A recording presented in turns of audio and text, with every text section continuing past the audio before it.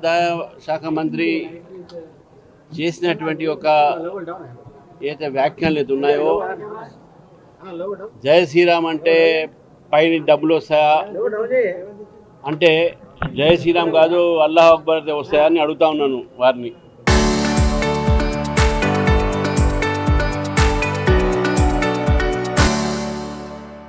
ఇదంతా కూడా హిందూ దేవీ దేవతల మీద, సనాతన ధర్మం మీద విశ్వాసం లేని వ్యక్తులు ఈ రకమైనటువంటి ఒక వ్యాఖ్యలు చేస్తున్నారు.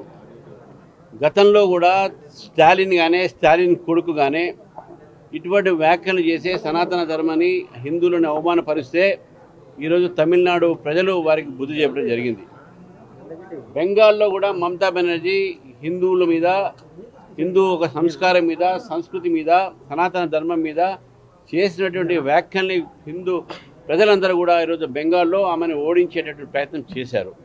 కాబట్టే ఈరోజు తెలంగాణలో కూడా కాంగ్రెస్ నేతలు ఈ హిందూ మనోభావాన్ని దెబ్బతీసేటటువంటి ఏదైతే వ్యాఖ్యలు చేస్తున్నారో దాన్ని భారతీయ జనతా పార్టీ ఖండిస్తుంది.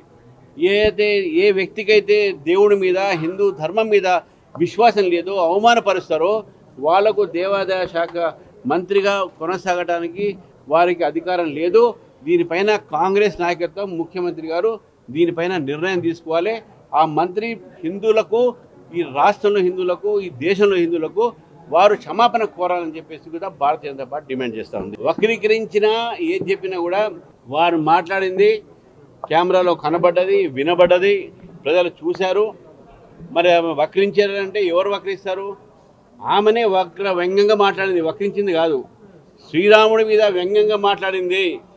శ్రీరాముడు అంటే డబ్బులు వస్తాయా అని, అందుకే నన్ను అల్లాహ్ అక్బర్ డబ్బులు వస్తాయి ఆమెకు నేను అడుగుతా ఉన్నాను. కాంగ్రెస్ పార్టీలకు ఓన్లీ అల్లాహ్ అక్బర్ ఓట్లు వస్తాయని నాకు కావచ్చు, కానీ ఈ రకమైనటువంటి ఏదైతే కామెంట్లు ఉన్నాయో శ్రీరాముడి మీద, ఇది చేయటం అనేది ఇక్కడ మేమే కాదు, ఈ రాష్ట్రంలో ఏ హిందూ కూడా ఊరుకోడు.